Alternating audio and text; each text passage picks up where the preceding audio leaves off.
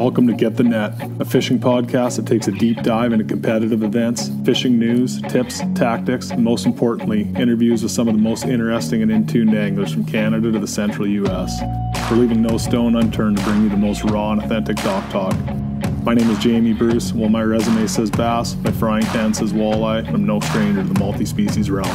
Whether you're puttering on tackle, driving the bus, cutting the grass, or killing time in a 9 to 5, we'll try to give you something in every episode to take with you on the water, or at the very least, bring you a few laughs.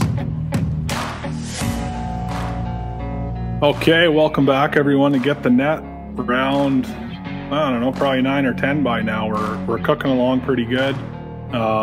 Release schedule's a little bit staggered. I've been getting picked on about that a little bit by eager fans, which is a good problem to have, but she's derb season. I mean, in theme with the laid back setting of this podcast, and aligning with authenticity and everything like that. And the reason that some people maybe like this podcast, we're not going to have a regular release schedule. Maybe one day, but for now, it's just going to be when I feel like talking, not when there's a gun to my head to put one out. So we do have a good guest tonight. I do have a little bit of time. Just got back from Toronto. Just got back. I'm looking forward to talking fishing. Been looking at skyscrapers and pigeons and waffle cones and skinny jeans for a few days, and I'm sick of that atmosphere. So we're back here. Local derby front. So we're going to take a look at I Falls. That's kind of the last big derb that went down around here. I wasn't there. I actually only fished that tournament once. Ashley and I went like in 2018 or so. We had a miserable time. It was pouring rain, so she was already in a bad mood on takeoff. Grinded away. We caught like 7 or 8 bass in the day. Did not have a very big bag. Crushed a rock and ended up coming in a little bit late, so got a goose egg that day.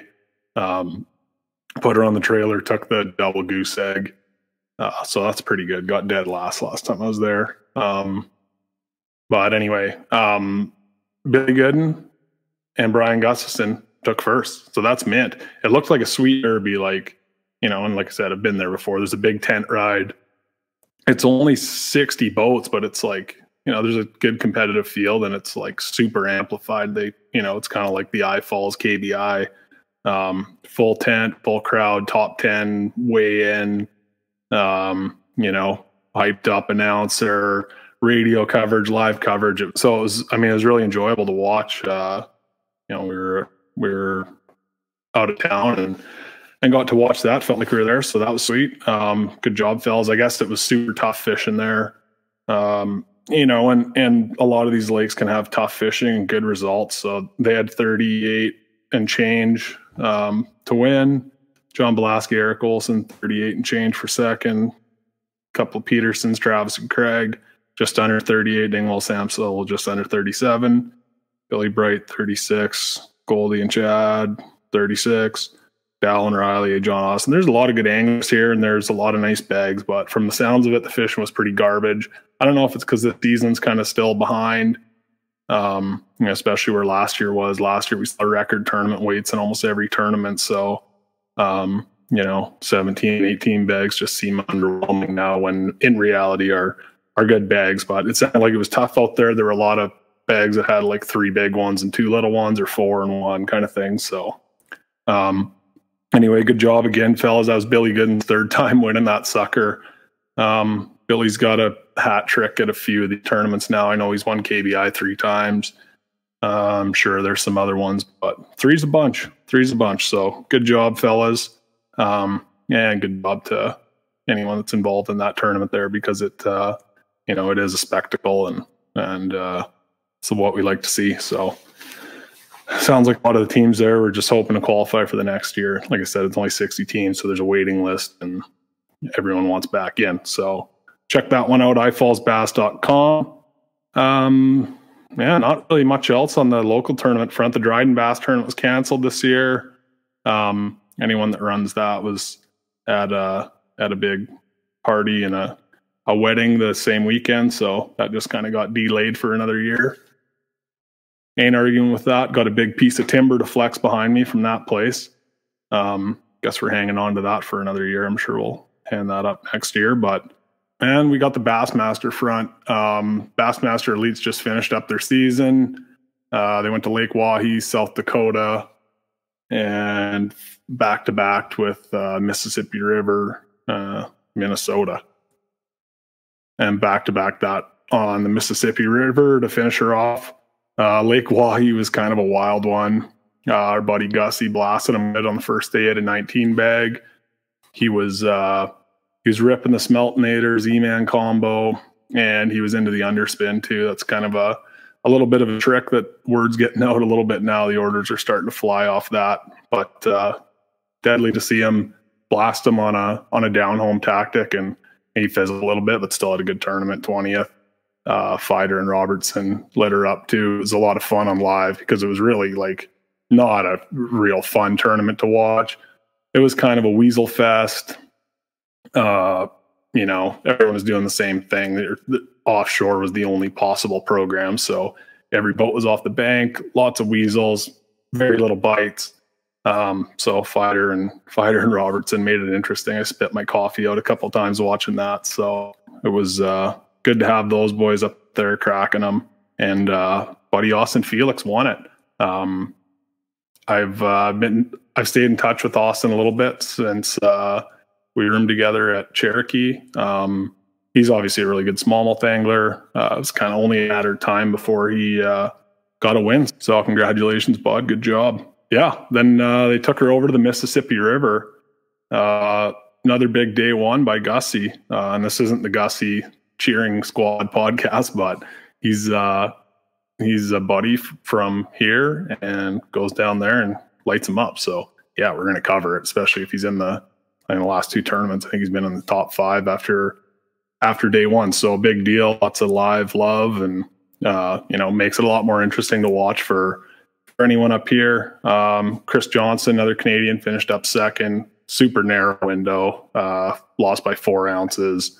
I know he lost a couple fish that day. I don't know the details, but probably lost the Derby a couple times. He's won before. He knows how to win. Second's a good way to end out the year. I mean, I'm sure he's thinking a little bit differently, but that Mississippi River looks like kind of a cool place. The way their largemouth fishing is kind of a lot like how you would fish for the northern strain bass up, you know, around Lake of the Woods and area. Just reminds me of it a bunch. I actually guided a guy quite a few years ago from that area. He fished on Alaska or however that works. I don't really know the geography, but he'd come up here to go pike fishing in the spring, and he was like hardcore. He was all about it. He bought, after 2 years, he bought the same boat as mine, just like bought a Pro V bass, was all about it, all about the pike hunt, would come up every year. And then I don't think he realized how many pike were living down in the Mississippi River. So he don't come up here anymore. He's down there beating on the chain pickerel and probably some largemouth bass. Looks like pretty good fish and lots of stout weights. Not like big bags, but a bunch of nice bags. So cool. What else?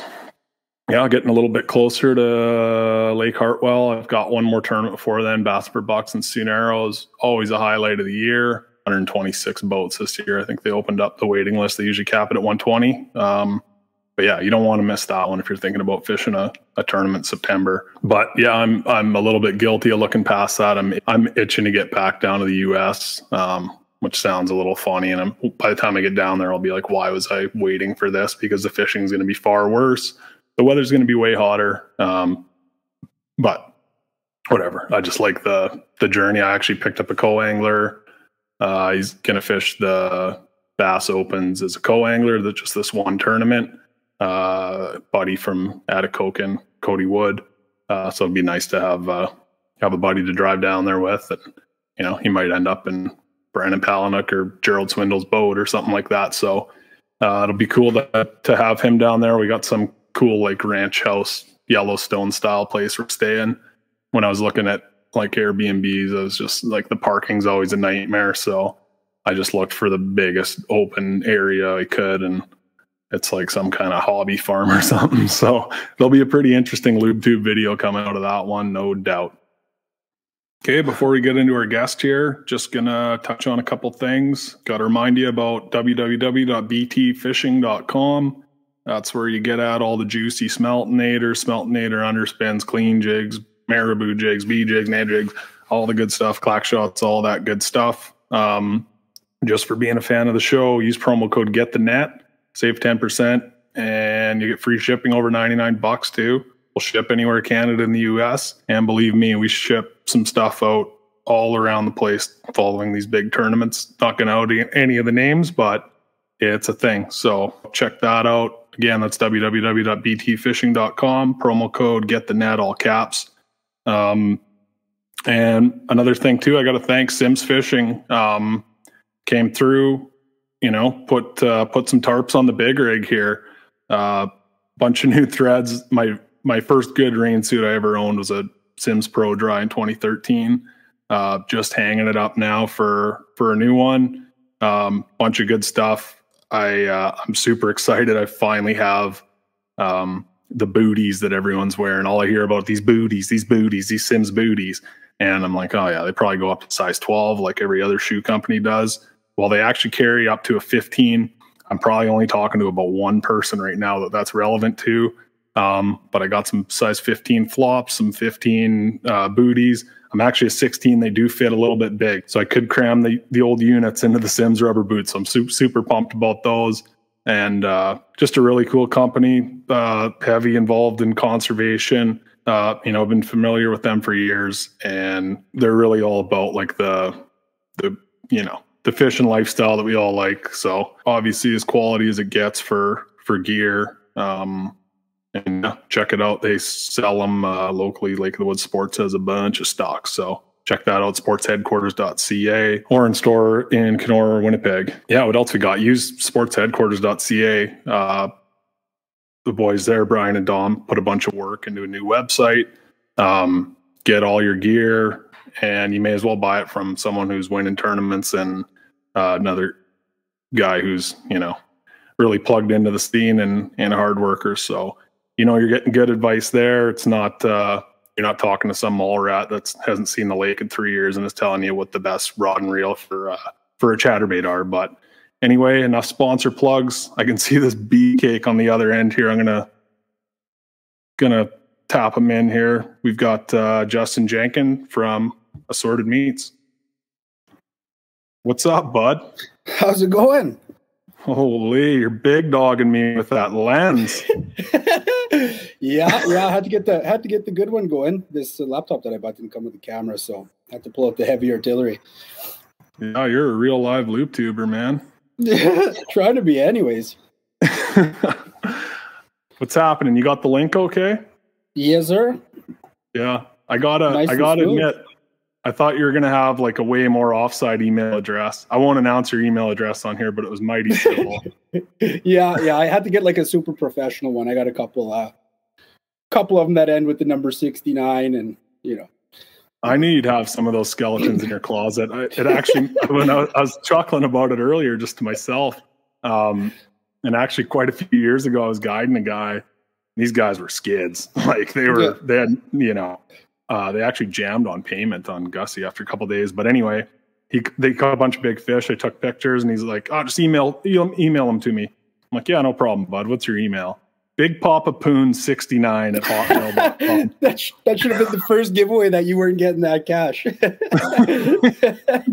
yeah, not great observational skills back there. But if anyone heard that, send him an email, bigpapapoon69.com. Tell him he owes Gussie $300. I got mine, so I'm square. I bet he sends out a lot of emails with that.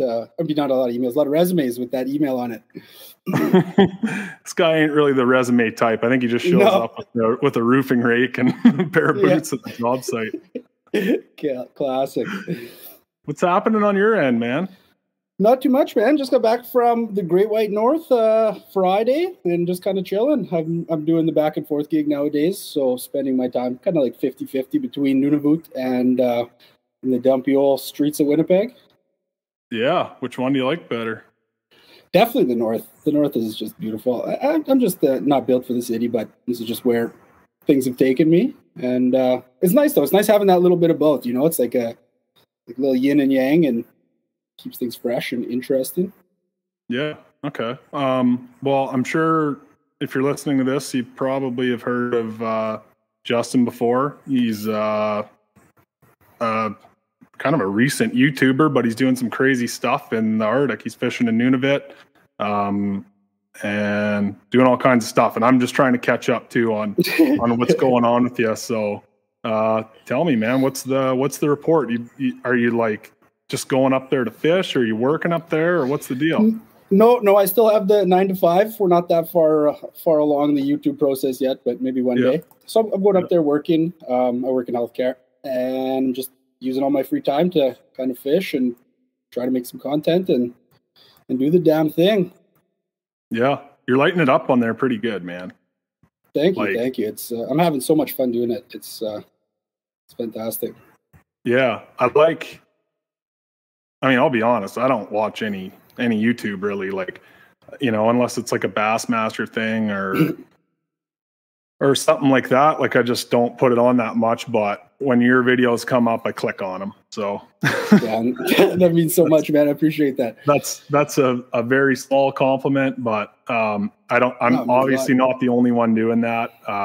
And I mean, I'm not doing it to learn how to catch a lake trout on a piece of pepperoni or anything like that. I'm doing it for the entertainment value. Obviously, that's there, and you found a way to capitalize on it because you've grown, your YouTube channel to like a pretty big deal in short order in a super saturated environment where every person with a GoPro and a fishing rod is trying to do the same.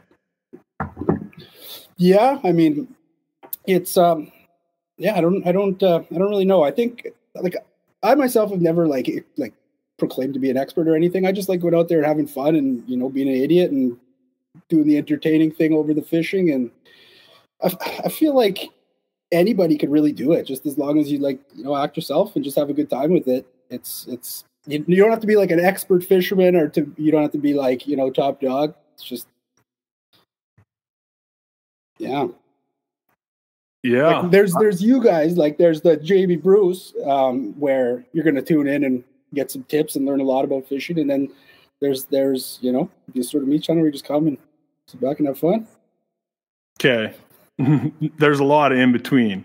No, absolutely. But I just figured it's just the two of us here. So that's usually the ones with the best info have pretty garbage, like, editing and that. Like, that's how mine have kind of been. I got some help now, so they're upping it a little bit. You're going to get some good info. You might learn some good stuff, but the entertainment factor is definitely turned way down. And then there's you, where it's good video, good fishing, entertainment's cranked up, and then there's like wheelbarrows of garbage.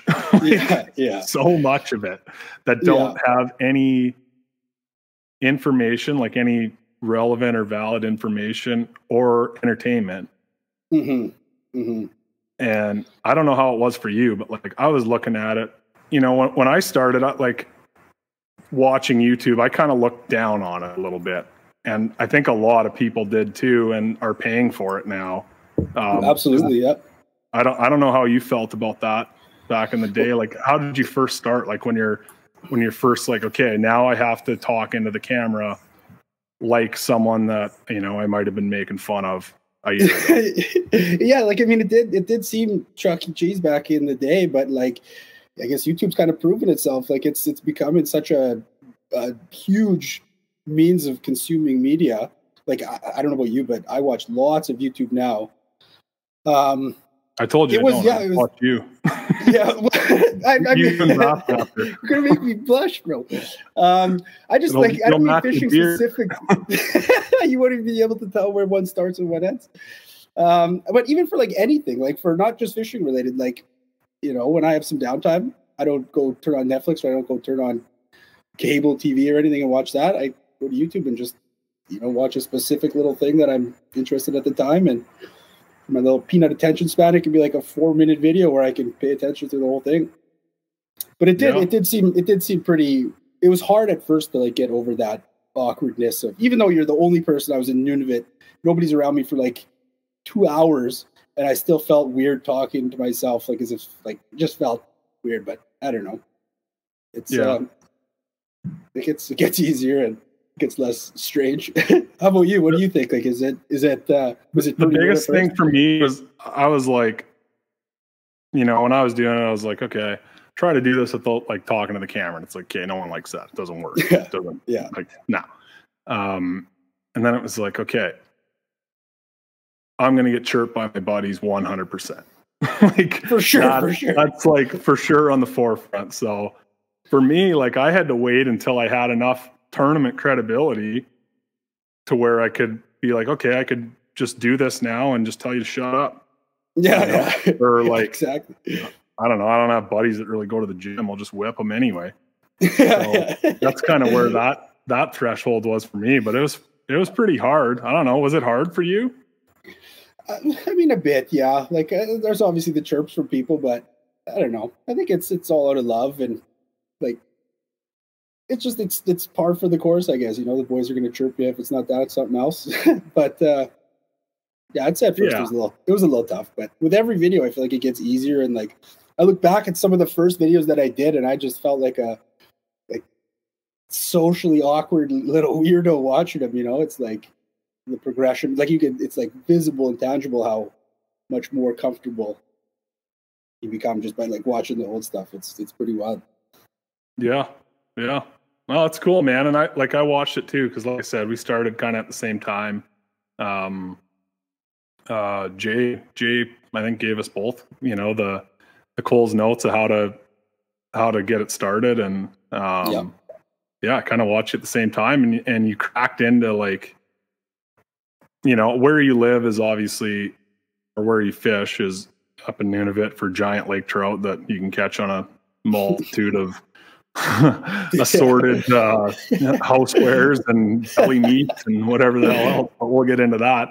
But I think like your niche is just more like in your brand, right? Like in the entertainment part of it. Is that how it is to you, or do you genuinely think that many people want to see big lake trout? No, I think that does have a lot to do with it, and that's like what I've strived for since day one. You know, just like I said, just not taking things too seriously. You know, I feel like I'm a relatable person. I think, you know, just like a bit of a dummy, just messing around, having a good time, not being serious whatsoever. So yeah. I definitely don't think it has a ton to do with. Like, it obviously has some. Like, I catch the odd nice fish once in a while, but yeah, I think it's like the little niches, right? Like little niches within the niche sort of deal. Like, everybody has their thing, and but it can't be that small because you grew so quick. Yeah.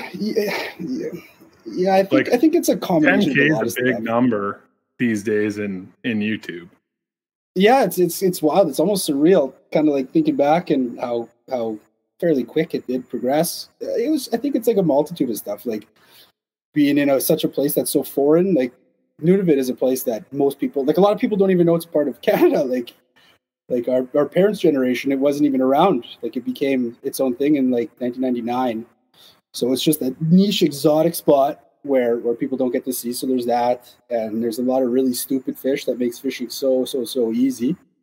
It's not that easy because you got to work so hard. Yeah, I guess that's definitely true. There's been some tough times, but I think it all just adds to it. Just kind of the perfect storm that all kind of went together, and undoubtedly, like, being on Aaron's YouTube channel and Jay's YouTube channel and stuff in the past, you know, kind of got my face out there, a little bit familiar to some people. I'm sure that definitely sped up the process. Yeah. Sure, that didn't hurt, but still, I mean, it's not like I've had like Jay, you know, on mine and vice versa, and like, you get a bump, but it's not like they just hand you 10,000 followers like that. Just doesn't happen. So yeah. Take a little more credit for that, bud.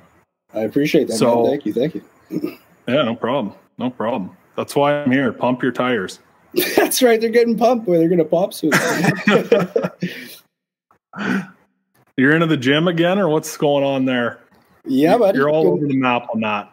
That's right. That's right. Well, I've always been into that. I've always been into the fit life. Took a couple years off, and yeah, just decided it was time to get back into it, and feels good. Moderation is not really my thing. I never have been one to juggle a couple things at once or have a couple irons in separate fires, but we're gonna try it out. Yeah. Got to do it for ice fishing season coming up. Got to drill through 7 feet of ice this year. I'm going to be, last year was pretty brutal. Or I guess 2 years ago because I was down south for last winter. But I get back in tip-top shape so I can drill those holes. When does that kick off? Like next week or? Yeah, pretty soon. I think the earliest I went ice fishing up there was October 10th on one of the smaller lakes, and that makes me upset. Yeah, it's pretty That's wild. Early. It's nuts, man. It's nuts. It's literally like 9 months of the year is frozen. Well, let's say like 8 or 8.5 months it's frozen. Is the season just full breach? Like you can go trout fishing whenever? Oh yeah, there's no seasons for anything. I don't even think for hunting there's any seasons for anything. Just let her fly. Pretty well, yeah. There's some regs on where you can hunt for like muskox and things and stuff. But as far as I know, there's not like seasons like down here. Crazy. You see lots of like ptarmigan and stuff up there? Oh yeah, tons. Muskox, like caribou right by town. Like that's cool, bud. My dad actually used to live up there. He actually brought you up before. He's like, hey, you see this boy fishing up in Nunavut? My dad doesn't sound like a 90-year-old guy from Mississippi, but that's the voice he used. And I was like, yeah, I feel like I could talk to that guy once in a while, or from the same zone and doing the same thing. And he's like, yeah, he was all about it. All right, we're back, bud. Sorry about that. Yeah, I think the neighbor kids were playing Halo, jacking on my Wi-Fi, and yeah. It looks way clear now. We're good to go. Yeah, you spent all the time on your nice camera setup, and I promise it look better than this. Like there's cameras back there, but I'm not pulling my weight here, bud. It's Bush League. I should have just threw you the keys for this one. I am glad to have you on though, because like I think it was after the first episode, he sent me a text and we're like, hey, you ever need to fill some airtime, I'm your guy. So it's an honor. I needed to call you up, man. I'm a little brain dead today. I just got back from Toronto and need someone that can take the reins, and you're the guy. So what were you doing out there? What's going on in Toronto? Nothing fun. Just there for a couple days and remind me why I don't live there and slide back here. I was just going to say, imagine living there in that mess, eh? Oh man, in the smog. Yeah. How? Tell me about Nunavut, man. It's great, man. It's such a different way of life. It's like it just feels life is just slower. Besides like working and occasionally going to the gym, getting my fitness on. It's like go fishing or what else? There's not much else to really do. People are super good there. They're super like accepting and welcoming and friendly. It's just it's fantastic. Yeah, that's cool, bud. You got like any fishing buddies there you go with, or you just kind of do your own thing? Yeah, I got a few people that I'll go out with once in a while. I often go by myself. Not a lot of people are super into getting recorded and being put on the YouTube. Yeah. Are there people there that are like hardcore as you are when it comes to fishing trout, or they're like, we're born into this, we've seen lake trout before? It's definitely I think lost that like super wow factor kind of deal like we would have for it. But there's some people that go pretty hard, especially in the springtime. Like that's when people come alive. Not too many people are out grinding it out in like December, January, February kind of thing. Yeah. But well, you get the lake to yourself then. Yeah, it's pretty well, yeah. What's the town setup you're in? It's so I just stay in like I guess healthcare accommodations. So I just have a little room. There's in town. There's like a couple grocery stores, convenience store, little town hall. People go. That's where you get your square dance on. I went and did a square dance one time, and I think the DJ saw me coming like a mile away. It had me going on the square dance song for like I swear like a half an hour. It's hard to do, man. I don't know if Like, and everyone jumps dance in on it too? Oh yeah, everybody goes and you like do the little round around thing. It was it was a sweet experience. But yeah, that guy, he punished me, man. I was sweating like an actual pig because it was forever. Huh. So there's a place to square dance. There's a place to go fishing. There's obviously some form of clinic or something like that. Yeah, health center. Okay. And like, how are you bouncing back and forth now? You just hop on a flight like every rotation, or? Yep. My employer pays for it, so it's like I don't have to. I'm not responsible for my own flights or anything like that. It's 2-stop flight from Winnipeg to Rankin Inlet to Baker Lake, where that's where I've been working, and yeah, it's pretty smooth sailing. Nice. No roads to Nunavut, so nobody can drive up there. Yeah. Huh. Flight prices are absolutely outrageous. So I think my last itinerary was like maybe $2,800 for the round trip. You must be a decent employee. Yeah, good enough, I think. Yeah, I definitely take pride in my work up there. It's nice. Feels like definitely making a difference sometimes. Yeah.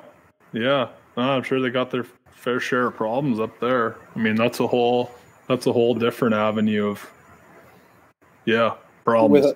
Without a doubt. It's like it's part of our country, but it's so different from the world, you know. Yeah. And I'd imagine there's plenty of luxuries not making their way that far north. For sure. Baker Lake is pretty good though for like for some things like groceries and stuff. Like it's pretty reasonable. I think because it's kind of along the milk route of like the Winnipeg flights going upward, but the super far north places, like prices are just outrageous. Like $80 watermelons and like $150 12 packs of pops and stuff. It's pretty brutal. Can you get like produce where you're at now? Oh yeah, there's some. It's not as green and fresh as you get at the old Sobeys there, but it's not bad. It's reasonable. Okay. I got lots of questions, man. Sorry, not many of them are about fishing. But all good, man. You're living kind of a crazy deal. Are there a bunch of people like your age kind of coming from cities and doing that, or is it a pretty like shallow pool, or what? For sure. There's lots of transient workers, like lots of trades and stuff. Teachers and things coming from the south, nurses and doctors and stuff. Yeah. It's a happening spot, Baker Lake. Yeah, that's There's cool. a gold mine just north of the town, I think like 2 hours. So there's people coming through for that. Nice one. Yeah. Nice. Are you like planning on staying the course up there? Is it like a temporary deal? I don't know. Like I can't see myself wanting to do anything else like in the field that I work in. It's so nice because I can go up there, work for a while and take however much time I want off back home. You know, I've been working a lot more recently. I'm planning to take some more time off in the wintertime, like right in the armpit of winter when it's so cold and dark and stuff, and doing the YouTube thing down south where it's a little less cold and a little less dark. Still cold and dark. You're a model employee. You wait till the shittiest time of year to take time off. Yeah, exactly. Summer's the time where it's difficult to get people up there. I don't know why. It doesn't make sense. Nunavut is so beautiful in the summertime. Like, especially this summer, the weather was just like pristine. It was dry, so there was no horrific bugs. They get pretty bad up there, like the black flies and mosquitoes. Yeah, they're horrific. It's like it's muskeg there, eh? So usually the ground is like saturated with water and it's boggy everywhere. But it was so dry this year that it wasn't like muskeggy. So there was like hardly any bugs, which was insane. Like I came back down here to Winnipeg and the bugs were way worse after spending basically the first part of the summer in Nunavut. It was unreal. But last year, it was horrific. I don't know if you watched any of the open water stuff that I did last year, but like you could just see in the camera bugs flying right in front of the lens and like killing the shot. It's what's the sweet spot up there? Like there must be a sweet spot where it's not minus 50 and there's no bugs. I'm assuming that's like April, May kind of thing. April's still a little bit cold. Into May is getting a little better. June is beautiful. That's like it's like a month behind, I would say, or a month and a half behind sort of thing. So June's still like ice fishing? June is like into, I think June 21st is the latest that I ice fished, and I probably could have gone again. But it's hard to get to the lakes that you want to fish because like you have to often like snowmobile over the tundra, and once the snow starts melting, it gets a little rough and brutal to take the machine across the scraping against rocks and stuff. It's probably pretty easy to get into some trouble up there. Oh, without a doubt, yeah. Like there's been a few times like forecast doesn't call for any bad weather. Be like an hour out of town going to a lake and it just gets like completely white out. Can't see a damn thing. And you know, just following the old GPS, not being able to see anything. And yeah, just with the temperatures, it's not hard to die up there for sure. Yeah, like you don't want to be running a 96.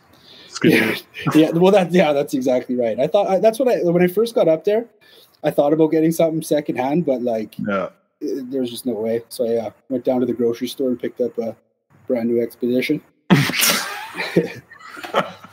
Got to go pick up a 4 liter of milk and a brand new Ski-Doo. So yeah, same bill, hey? Yeah, 2 birds stoned at once. Sounds like a pretty mint grocery store, bud. It's all right. It's all right. Nice. So how was it like last winter you were down here, you said doing the YouTube thing. I saw you on a couple recognizable places, couple local lakes. Like that's your first time really like on the YouTube program fishing around here for like doing a full-time deal, right? How was that? It was interesting. It's a little different.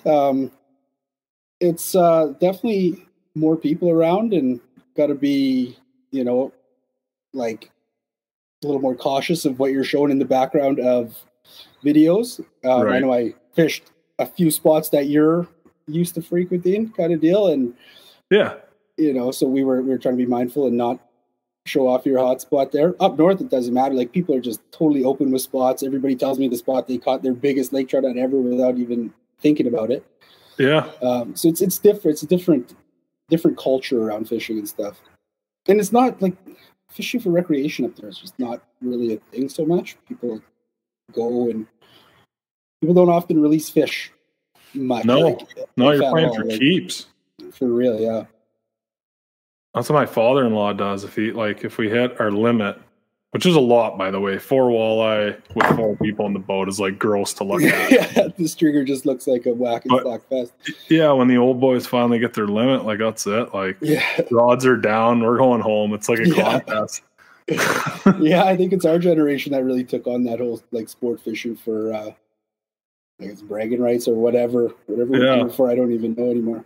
But I totally get it up there. Like I'd be killing them too if a watermelon was $150. Yeah, exactly, right? Yeah. So you did the South thing last year.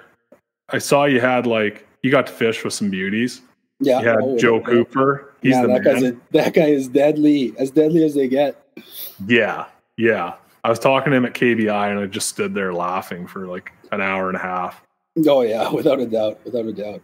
His knowledge of that lake is just so unbelievable. Lake of the Woods, I don't think there's an inch of that lake he hasn't been above. Like it's incredible. Yeah, he's been on it all, and he knows all the old stories. Like I'm sure he knows like the battle of here and the battle of there, and why Sioux Narrows is here. And honestly, yeah, like he knows this. I don't know if you know, being from that area, but he's like got all these little abandoned things in the woods that you could go to, trying to film all these crazy videos and stuff, but like old mines and stuff. Yeah. Stuff that he's the guy. People would never have a clue is even there. Yeah. So did you like doing that? Like, was that a little more fun? Like, what's the? I liked it. I liked it for sure. Was it more fun? It was different. Lots more variety. You know, in Baker Lake, there's not a whole lot of stuff. The options are going for lake trout or catch some bait to use to catch the lake trout, basically. Yeah, your options are small, medium, large. Exactly. Yeah, it was different. I kind of want to do it down here this winter, so I guess that's a bit of a tell. Yeah. Yeah. You want to do it? Oh, right. You're in Winnipeg right now. Yeah. Are you going to take her like full time again? I don't know. I don't know what I'll do. Your I've been wheels are working more turning, lately. bud. What's that? Yeah, I know. I've been doing a lot of thinking. Yeah. It's like the YouTube's starting to get to a point now where it's like got the taste for blood kind of thing. Yeah. It's like you can see it's not there yet, but it like you can see how it could get there. Like I'm sure you've had a few videos that have got a couple digits after the dollar sign, and it's like, wow, this could actually be a thing if you really put your nose to the rhinestone, I think is the old expression there. And I think that's it. Yeah, rhinestone. Rhinestone. It's grindstone. Close enough. A little Rickyism there. Yeah. Well, that's cool, man. So yeah, for whatever, if you're listening and you don't know, Justin, I don't know when you started, but you did you took the plunge and went full time, like quit a 9 to 5er and went YouTubing for a bit. Mm-hmm. And like, I got so many questions because, you know, everyone's thinking about it. You had the nuts to finally do it. Mm-hmm. You know, obviously the circumstances weren't great and whatever happened there, but yeah. It must have felt pretty good for a bit. Like, oh, for sure. Even still, it's such an amazing experience. I'm so thankful that I got to do that. It was just, it was an opportunity I couldn't pass up, and it was fantastic getting to travel around and fish for a living and get paid to do it. And yeah, did it take the fun out of it a little bit? Like, was the pressure on a little more? Yeah. There was a couple rough days consecutively where it's like, oh my God, this is brutal. Yeah. But I still have fun with it. You know what I mean? I think it's like the nature of the videos that I make. Like, I don't take it so seriously. Like, a huge fish isn't what makes or breaks a video for me. You know what I mean? Like, mm-hmm. I'd be more upset if I like reviewed the game film and it was just some stale, boring ass video. Yeah. As opposed to not catching some big ones. So having that lighthearted look at the YouTube, I guess, kind of helps not have that pressure and that, you know, still keeps it fun kind of deal, you know? Were you getting the push from Frostbite to like, hey, catch more fish and mess around less? And honestly, like, we don't have to talk about this. This is just no. It's all good, man. I don't want to air anything out, or you don't want to, or anything like that. So no. And if you do say something, it's just recorded. So we'll just yeah. Don't worry about it. No, they were definitely good. They're fishermen too. You know what I mean? Like they get that not every day is going to be just an absolute light 'em up kind of day. Yeah, we're all humans, and they're super encouraging and good about it. So if you didn't like catch a fish for 4 days, they weren't like, you need to catch some fish, bud. Well, they'd probably give some encouraging, you know, motivational words to suck less and be better. But yeah, the pressure wasn't. I didn't feel a lot of pressure.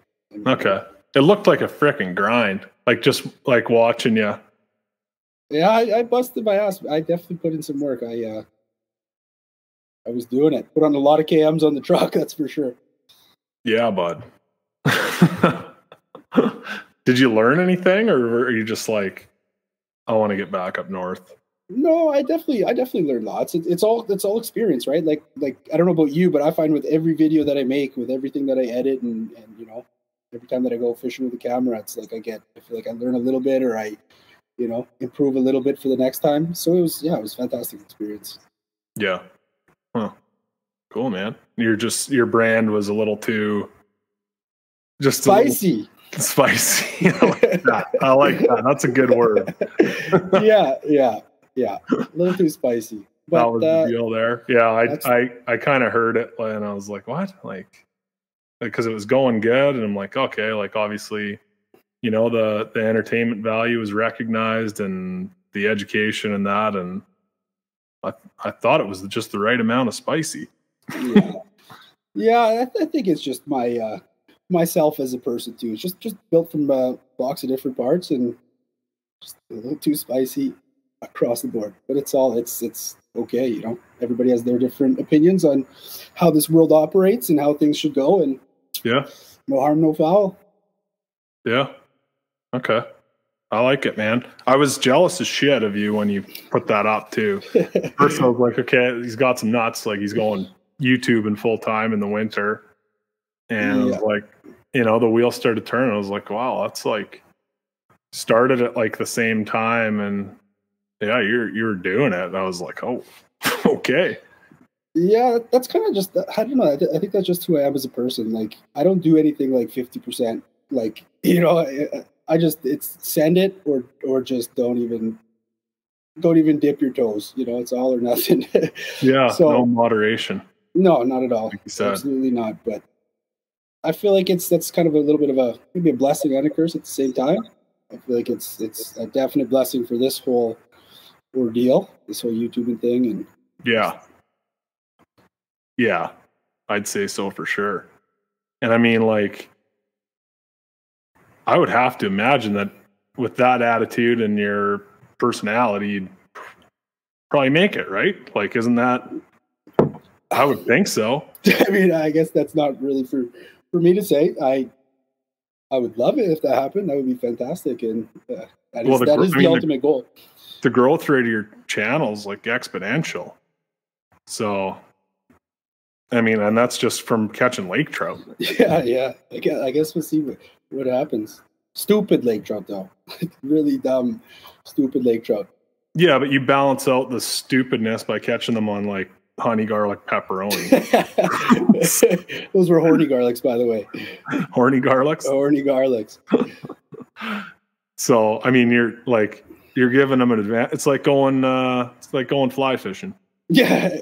Or like bow hunting. You're giving them an advantage to level the playing field. Leveling the playing field. That's exactly right. You're not just going to go out there with a live scope and a white tube and a piece of meat and catch every fish you see and like, you know. Don't get me wrong. I do that too. I definitely get a little more serious than fishing with tampons and GoPros, but yeah, it's fun. It's the stakes are so much higher, you know. Like it's like I remember a few of those videos fishing with that dumb stuff. It was like I caught like a 20-inch lake trout, and I was like the happiest I've been in so long. You know, it's like the stakes are amped up being on video and catching a fish, and the stakes are especially amped up fishing all day with some stupid lure and finally hooking up. It's just it's a little dopamine surge that you get from just normal fishing. Yeah.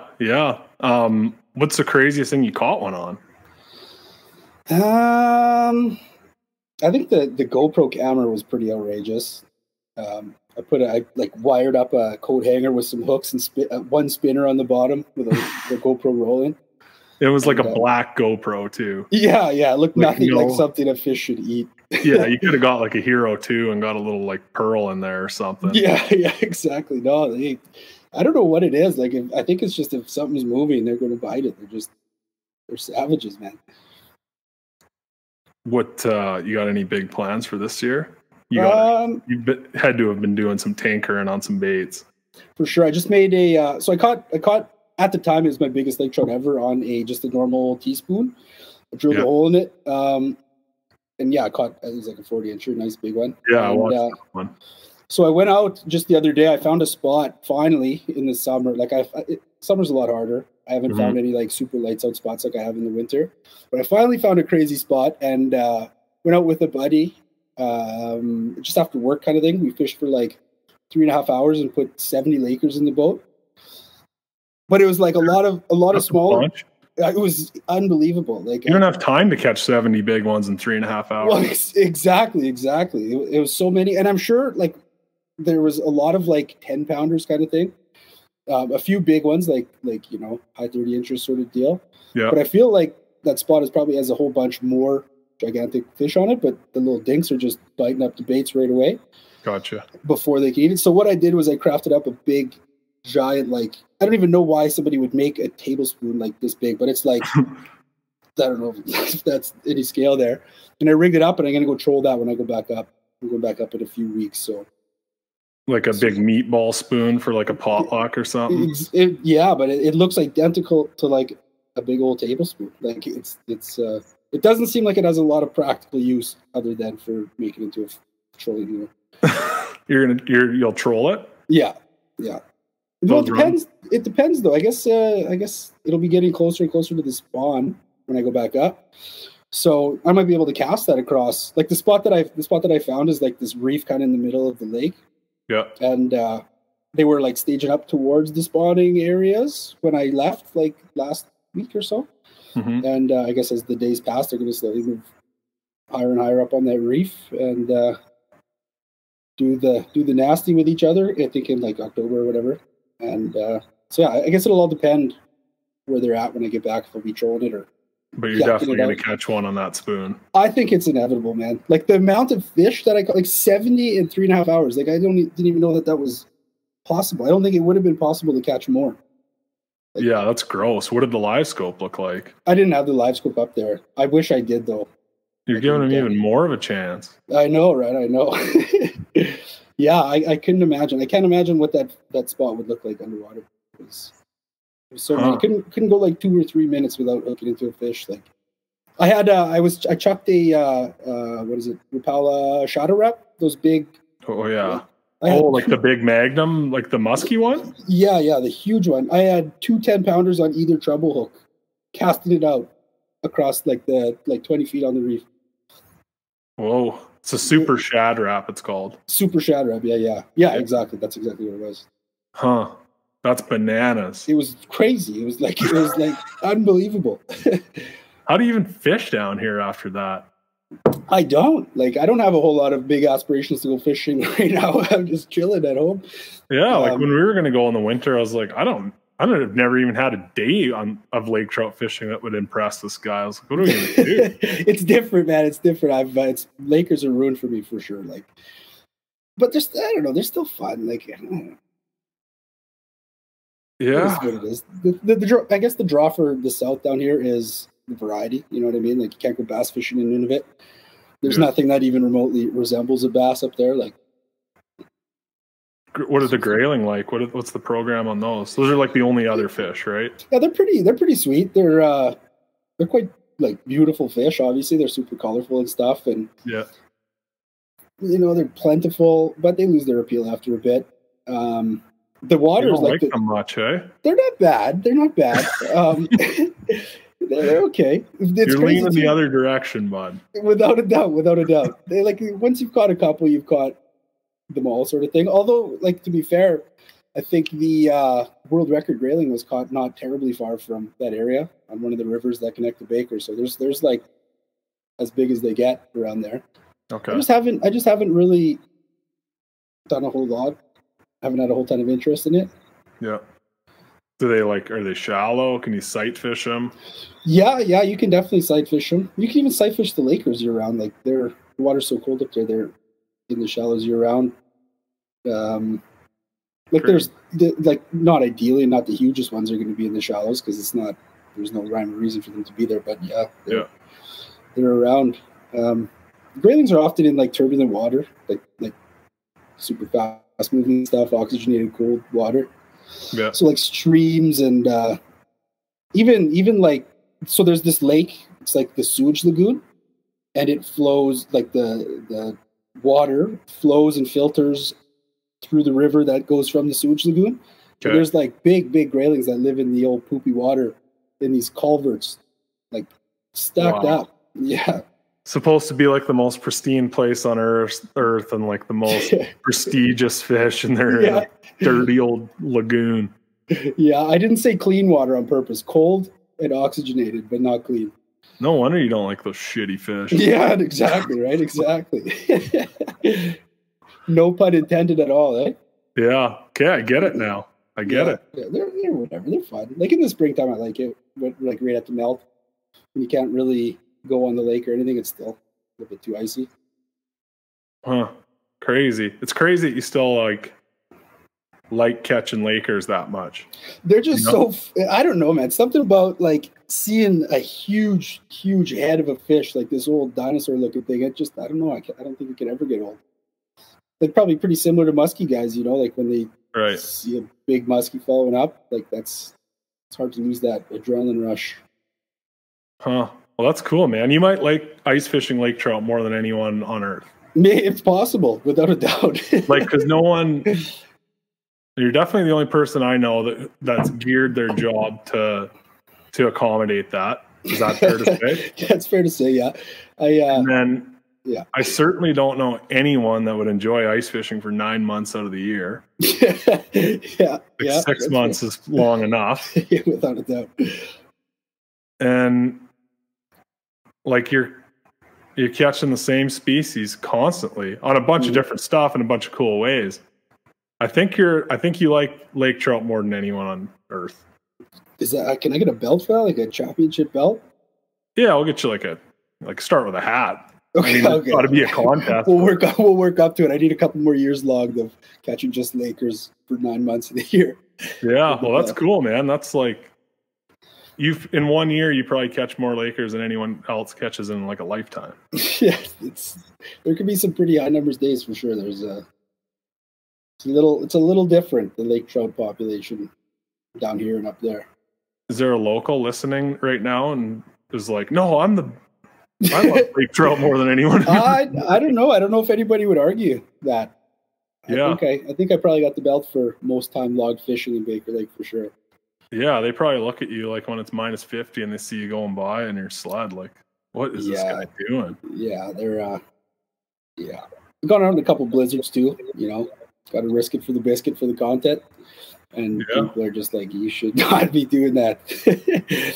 Yeah, I'm sure you've learned a couple lessons over the years. Without a doubt. Without a doubt. Huh. That's cool, bud. Is there any like derbies or anything up there to get you fired up? Yeah, they got a spring Laker derby. I didn't enter it last year. I filmed a video for Frostbite instead. I would have won first and second place though, and I think it would have been like 8 or 10 grand that I would have won. But I screwed the pooch. But I got to make Frostbite a nice video. That was cool. Yeah, it looks like they really appreciated it. Oh my god, too soon. Oh boy. You said we could talk about it. Hey, we're done. We're done with that. We're done with that. I hope that makes the cut. Holy smokes. Oh yeah, we'll be playing that. That is beautiful. Are you gonna fire it up this year, the spring derby? Possibly, yeah. I mean, I'd be stupid not to this year.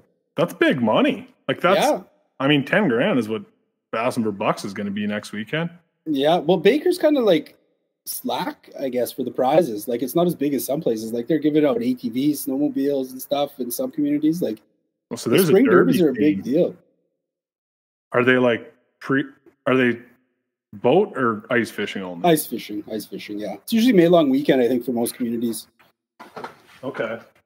And you gotta, I think I watched one of your videos that said you gotta kill them, right? Yeah, it's a whack and stack derby. That was kind of the reason. That was part of the reason why I didn't want to fish it. I didn't want to kill like a big one. I wanted to make a video. I didn't want to, you know, I'm fishing with live scope and I'm fishing with all this wacky equipment. I didn't want to take away from the local if I were to somehow win, you know. Like, I'm up there on their turf. I would, you know, fish in their waters. I wouldn't want to go up there and steal all the cash. But just drop like a beaver skinned hat over your live scope. Yeah, exactly. 2 peepers through a 5-gallon pail. Yeah. But what, like the grace period's over now, and you're gonna pony up? After feeling that sting and not winning that couple G's there, I'm reconsidering my outlook on that whole situation. Yeah, man. And then sure you don't kill too many of them through the year, so I'll just turn that one into a big cedar plank beauty and no doubt call it a win. Yeah, I think the biggest one I got was 42. That was the one that would have won first. So nice. I think that would probably work out to be like a 35-inch fillet.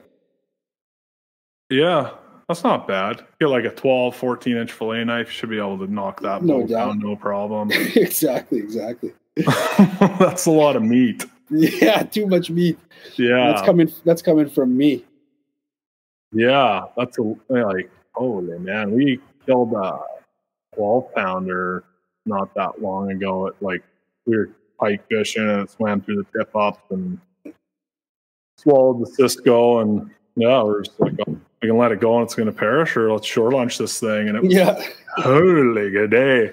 Big 2-man fillet job on it. without a doubt. One guy holding the fish, the other guy sawing her down.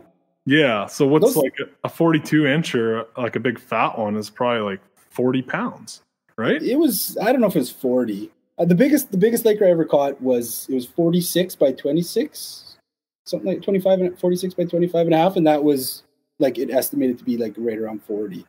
So I think that one was probably the one that I caught there. It was fat too, the one that I caught for the derby. It was like probably 30, I think. Wow. Yeah, people throw around like 30-pound trout a lot, but obviously it's like that's a frickin' magnum. Yeah, it's they're deceiving. Like even still, I always eyeball Lakers too high. I have some clips of videos that I shot, and I'm like, oh, that's a 20-pounder. Then I review the game film, and it's like, okay, that's not making the cut. I sound like an actual idiot. Yeah, well, I mean, you can do that on trout. If you try that on a walleye, like some cyber bully's going to be on you immediately. No doubt. I was getting poked at pretty bad. I said 30-inch walleye, and some guy's like, no, not a chance. And I'm like, you never even met me. Like, I could be 5'2". Yeah. That's just probably what you think I am. And like, it's all relative. Like, people don't realize I'm 6.5 feet tall. So your whole yeah. You know? But you know well enough that everyone's got their opinion in the comment section. Oh, absolutely. It's so many experts hide behind their screens. It's kind of funny. Yeah. And I mean, I'm sure it's not a ton, but it's part of the entertainment too. Without a doubt. All part of the game. Absolutely. I love the ones that are like blatantly people trolling, like just there's no way this person could possibly be serious. Those are my favorite. Yeah. You think those are... I never know how to take those. Like, obviously, you can envision someone and whatever, Cheetos on their sweatpants, and exactly. And actually shirt hiking up the gut. Like someone trying to get a rise out of you, but either of them help the algorithm. Yeah, exactly. Give me a thumbs down. I don't care as long as it's getting viewed. Do you get lots of thumbs down? Not really, man. Not really. Honestly, my experience with YouTube, all jokes aside, has been super positive. Like, I can think of a few negative comments that I've received. Everything has just been like overwhelmingly positive. It's kind of unbelievable. Yeah. Like I definitely thought I'd be getting some gnarly comments and stuff, but it's been like, I can't even think of one that I could recite to you, like what somebody said. There has been some, obviously, but so few that it's not like. Yeah, I mean, people love talking shit about YouTubers, but like I haven't heard, like, I know, and everyone watches your stuff too, and a bunch of people I know, and I haven't heard anything. Yeah, it's awesome to hear, man. Yeah. No, it's it's not an accident that we wanted you on the podcast, bud. Like, you're doing it right. Appreciate it, man. Yeah. And it sounds like you're going to keep rolling with it. You've been pumping the content pretty good lately. Yeah, that's the goal. I'd like to, ideally, but with my job, it's so good because I can kind of just work whenever and fish whenever. So ideally, I would like to slowly phase out the working thing and do more of the YouTube. Yeah. And I have full liberty to do that, right? Like with the frostbite thing, I was able to just, up and go and pick back up when it was time. And it's kind of the perfect recipe to do this. Yeah, that's the ultimate deal. Mm-hmm. Mm-hmm. And my work brings me to like the best fishing that, I've ever had.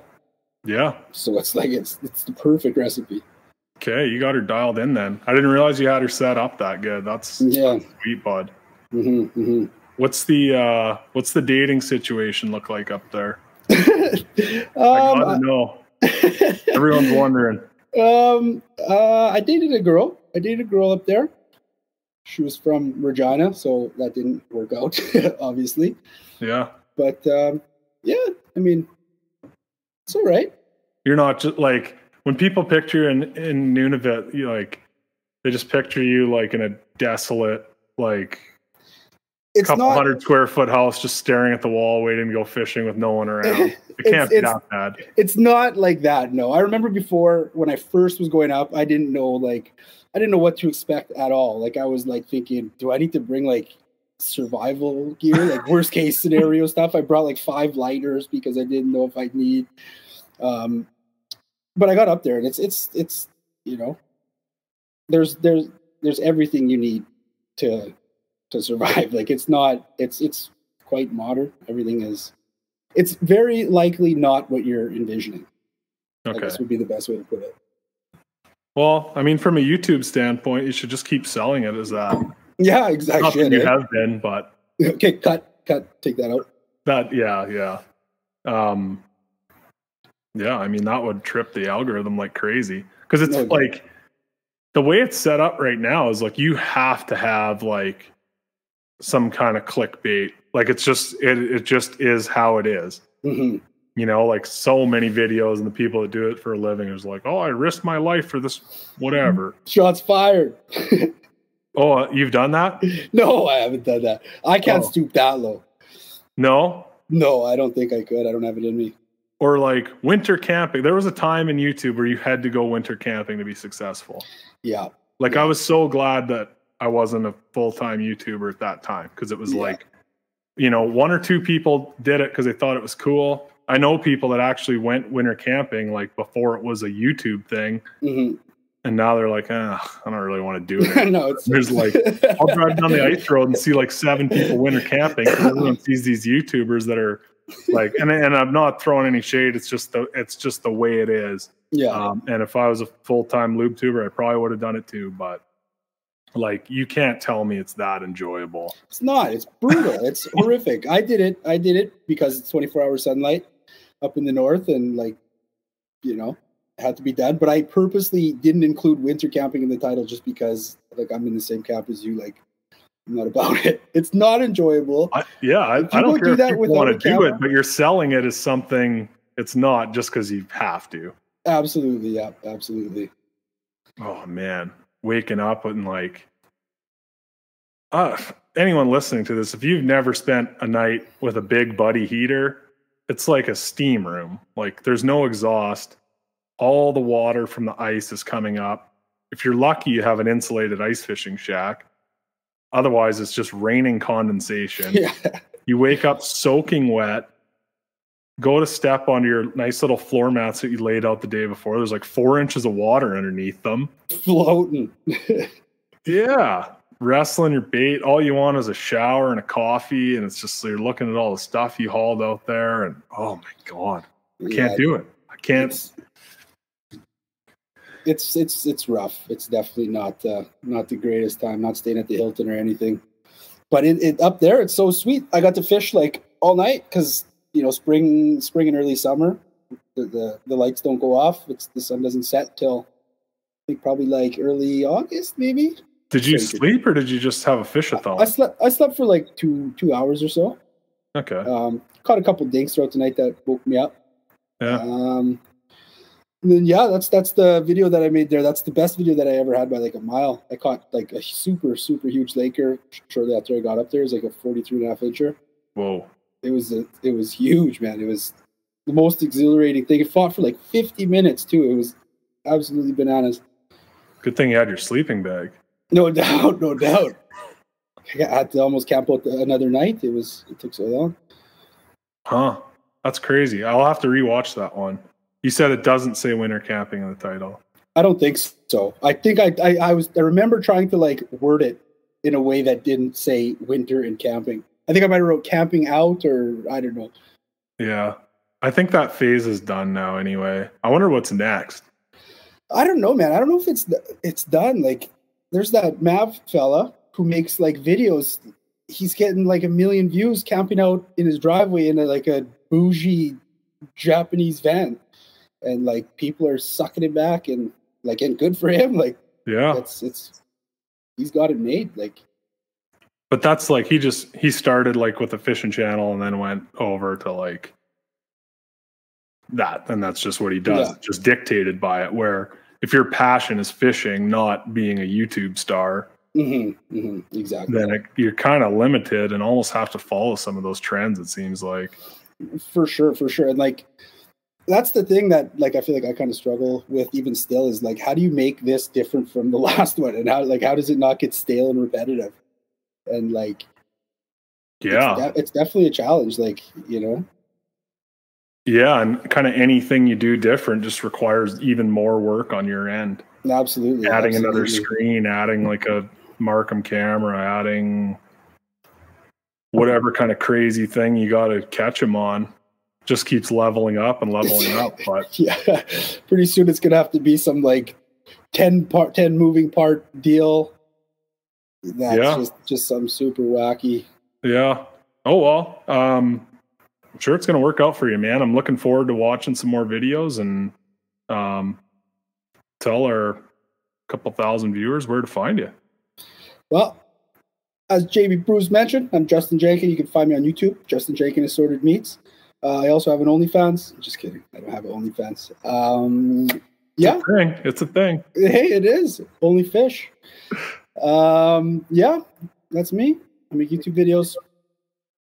Hey, bud. We'll keep killing it. Thanks for taking the time out. Sorry for the Bush League setup. Like I said, you put the effort in, and I do apologize for that. But I don't know what kind of schedule you're on, but the invitation's always open, bud, if you want to wheel over and come fishing. Awesome. And actually, we probably should have done it tonight because I didn't realize you were in Winnipeg. Yeah. Could have made something work there. Yeah, I didn't even think of that. Yeah.